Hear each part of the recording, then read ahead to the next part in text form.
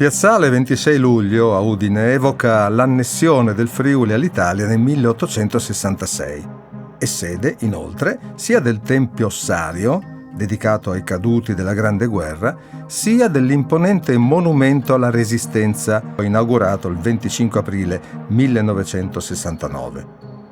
Firmata dagli architetti Gino Valle e Federico Marconi, l'opera accoglie una scultura di Dino Basaldella e ricorda caduti, dispersi, deportati e partigiani della guerra di liberazione in Friuli. Vi si trova inoltre, incisa nel cemento, una riflessione di Piero Calamandrei, che fu fra i padri costituenti. Quando considero questo misterioso e miracoloso moto di popolo, questo volontario accorrere di gente umile fino a quel giorno inerme e pacifica, che in una improvvisa illuminazione sentì che era giunto il momento di darsi alla macchia, di prendere il fucile, di ritrovarsi in montagna per combattere contro il terrore, mi vien fatto di pensare a certi inesplicabili ritmi della vita cosmica, ai segreti comandi celesti che regolano i fenomeni collettivi, come le gemme degli alberi che spuntano lo stesso giorno, come le rondini di un continente che lo stesso giorno s'accorgono che è giunta l'ora per mettersi in viaggio. Era giunta l'ora di resistere, era giunta l'ora di essere uomini, di morire da uomini per vivere da uomini. Queste parole erano state pronunciate nel 1954 nel discorso Passato e avvenire della Resistenza. Cercare che cosa fu la Resistenza significa indagare che cosa è rimasto vivo di essa nelle nostre coscienze, leggiamo. E ci viene ricordato che in realtà in queste celebrazioni sono i morti che ci convocano dinanzi a un tribunale invisibile, a rendere conto di quello che facciamo per non essere indegni di loro. Un decennio dopo la liberazione d'Italia, passata dagli orrori della guerra ad un'altra aria di apparente ordinato benessere, di gaudente euforia, pareva compiere un miracolo il nostro paese. Nello stesso tempo però sorgeva un crescente discredito dei valori resistenziali, quello che Calamandrei chiamò desistenza.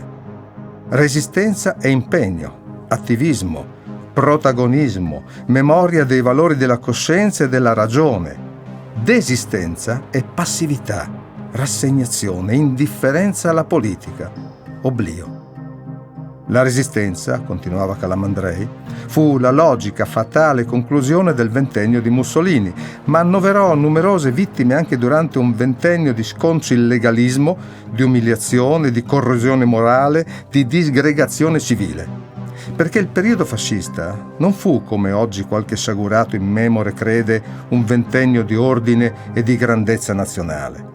La guerra partigiana poi scoppiò come una miracolosa esplosione e il 25 aprile finalmente i conti col fascismo furono saldati. Fu una vittoria, dice ancora Calamandrei, contro gli invasori di fuori e di dentro, nonostante le inevitabili, per le condizioni in cui sorse, perché dopo tutto gli uomini sono uomini, come scrisse Emanuele Artom nel suo diario nel 1944, le inevitabili crudezze e contrapposizioni interne. Nelle carceri fasciste i reclusi riuscivano a intendersi attraverso il muro. Allora, anche noi, in questa età di nuove prigionie, dobbiamo cercare di intenderci col battito del cuore attraverso i muri che dividono il mondo.